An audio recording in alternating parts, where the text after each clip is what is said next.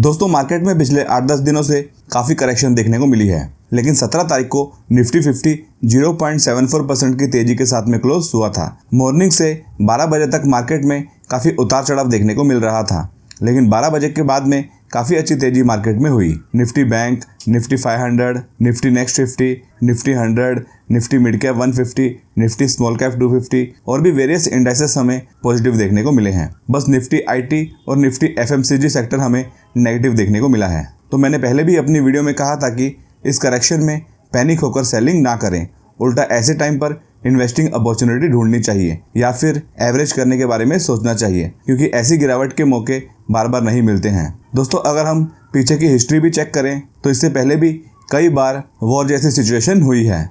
Market तब भी गिरा था, लेकिन गिरने के बाद में रिकवरी भी काफ़ी तेज़ी के साथ हुई थी। तो एक चीज़ को हमें समझना चाहिए कि जितनी बड़ी गिरावट होती है फिर उतनी ही ज़्यादा तेज़ी मार्केट में देखने को मिलती है। और अभी भी देखा जाए तो काफ़ी सारी बढ़िया स्ट्रॉन्ग कंपनीज अच्छी वैल्यूएशन पर अवेलेबल है, जिसको मैंने लास्ट वीडियो में भी डिस्कस किया था। और काफ़ी सारे म्यूचुअल फंड्स भी अच्छा खासा करेक्ट हो चुके हैं। तो इस वीडियो में 6 एक्सेलेंट स्मॉल कैप फंड्स के बारे में डिस्कशन करेंगे जो काफ़ी करेक्ट होते हुए देखने को मिले हैं। और लमसम करने का सबसे अच्छा मौका तभी होता है जब कोई फंड अपने हाई से 10-15% या उससे ज़्यादा करेक्ट हो गया हो। तो चलिए अब वीडियो को शुरू करते हैं। दोस्तों पहला म्यूचुअल फंड है बंधन small cap fund direct growth. ये बहुत ही कमाल का फंड है जिसने पिछले 3-4 सालों में बहुत ही ज़बरदस्त परफॉर्मेंस दी है। 5 सालों में इस फंड ने 22.78% CAGR प्रोवाइड किए हैं, फिर 4 सालों में 20.77% CAGR, 3 साल में 29.02%, 2 साल में 13.86% और 1 साल में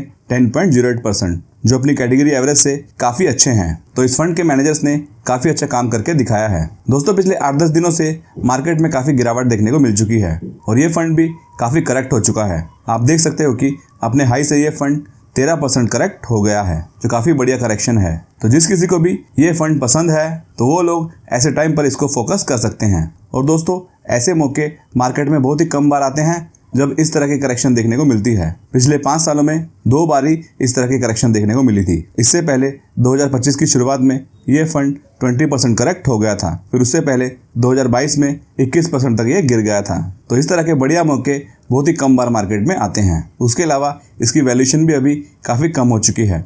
PE रेशियो इसका 18.07 पर है, जो अपने कैटेगरी PE 32 से काफ़ी कम है। बात करें इसके फंड साइज़ की तो इसका फंड साइज़ भी काफ़ी अच्छा है, जो 20,474 करोड़ का है और एक्सपेंस रेशियो इसका 0.51% का है, जो नॉर्मल है। इस फंड के अंदर कंपनीज हमें 245 देखने को मिलेगी, जो काफ़ी कंपनीज इसमें ऐड की हुई है। तो काफ़ी बढ़िया तरीके से इसको डाइवर्सिफाई किया गया है। बात करें इसकी कैटेगरी रैंक की तो पिछले 1 से 5 सालों में इस फंड ने अपनी कैटेगरी में ज़बरदस्त परफॉर्मेंस दी है।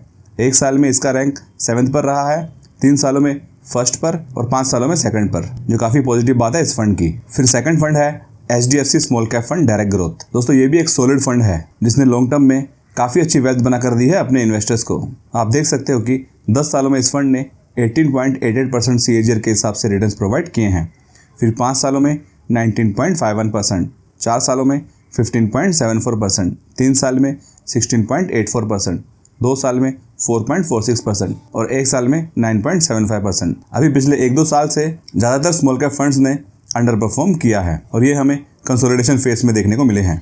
इसी कारण इसके 1 या 2 साल के रिटर्न्स थोड़े कम देखने को मिलेंगे। दोस्तों ये फंड अपने ऊपर के लेवल से 14% तक करेक्ट हो गया है, तो ये भी काफ़ी बढ़िया करेक्शन पर अवेलेबल है। तो जिस किसी को भी स्मॉल कैप फंड्स ज़्यादा पसंद है उनके लिए अभी काफ़ी बढ़िया अपॉर्चुनिटी देखने को मिल रही है। इसका फंड साइज भी काफ़ी बड़ा है, जो 37,423 करोड़ का है, तो अच्छा खासा अमाउंट पब्लिक का इसमें लगा हुआ है। बात करें एक्सपेंस रेशियो की तो एक्सपेंस रेशियो इसका 0.80% का है, जो थोड़ा सा ज़्यादा है। इस फंड के अंदर टोटल कंपनीज 84 है और इसका कैटेगरी रैंक देखें तो 10 सालों में इस फंड ने काफ़ी बढ़िया किया है, जो 3rd रैंक रहा है अपनी कैटेगरी में, फिर 5 सालों में 5th रैंक, फिर 3 सालों में इस फंड ने अपनी कैटेगरी में थोड़ा ख़राब परफॉर्म किया है। कैटेगरी एवरेज 19.7% दिख रहे हैं और इस फंड ने 17% प्रोवाइड किए हैं और 21 पे रैंक रहा है अपनी कैटेगरी में, जो कि नेगेटिव पॉइंट है। अभी आने वाले 2-3 सालों में इसका रैंक कैसा रहता है ये देखना होगा।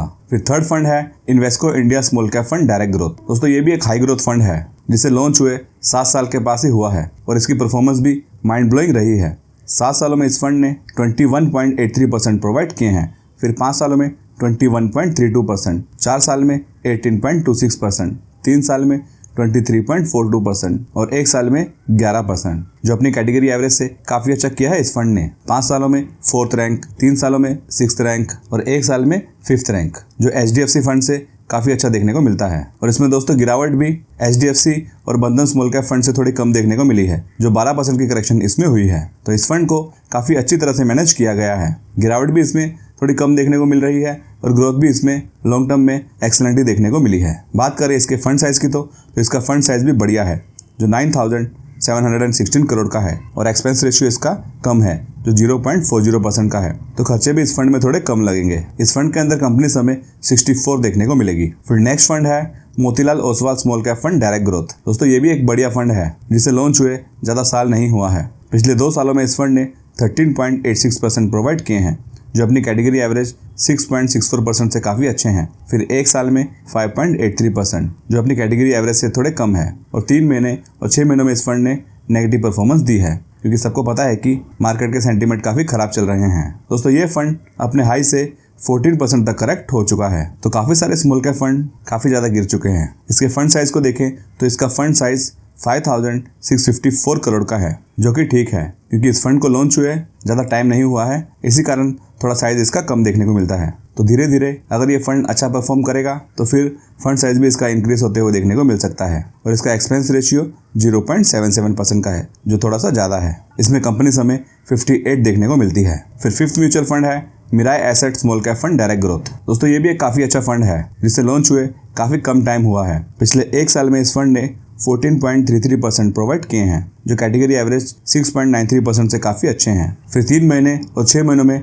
दूसरे फंड की तरह इस फंड की भी परफॉर्मेंस नेगेटिव ही रही है। दोस्तों इस फंड में करेक्शन हमें दूसरे फंड से थोड़ी कम देखने को मिली है, जो 11% की करेक्शन इसमें हुई है, जो कि अच्छी बात है इस फंड की। तो स्मॉल कैप फंड्स में काफ़ी सारे बढ़िया ऑप्शंस हमें देखने को मिल जाते हैं। और इसका फंड साइज 3,322 करोड़ का है, जो कि ठीक है, क्योंकि इसको भी लॉन्च हुए काफ़ी कम टाइम हुआ है, इसी कारण इसका फंड साइज कम है। तो जैसे जैसे ये फंड पुराना होगा वैसे वैसे इसका फंड साइज हमें बढ़ते हुए देखने को मिलेगा। और इसका एक्सपेंस रेशियो 0.39% का है, जो कि कम है। तो इसमें भी एक्सपेंसेस हमारे कम लगेंगे। बात करें इसकी कंपनीज की तो इसमें टोटल कंपनीज 81 है और पिछले 1 साल में इसने अपनी कैटेगरी में 3rd रैंक किया है, जो कि पॉजिटिव बात है इस फंड की। फिर लास्ट फंड है Edelweiss small cap fund direct growth. ये भी ज़बरदस्त फंड है, जिसने लॉन्ग टर्म में काफ़ी बढ़िया करके दिखाया है। 7 सालों में इस फंड ने 21.96% CAGR दिए हैं, जो अपनी कैटेगरी एवरेज 17.61% से अच्छे हैं।